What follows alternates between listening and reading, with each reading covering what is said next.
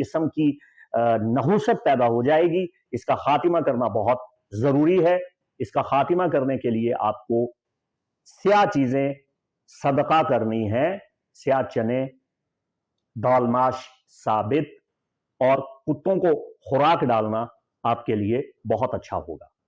इसके अलावा आपको चाहिए कि अपने घर में ईवल आई प्रोटेक्शन एमोलेट, जो टर्किश, पर्शियन और मिडल ईस्ट में बहुत ज्यादा इस्तेमाल किया जाता है, वो ब्लू कलर का जिसमें एक डॉट होता है, एक आंख बनी हुई होती है, वो अपने घर में लाजमी लगाएं ताकि केतु की, जम की नहुस्तों से आपका घर महफूज रहे।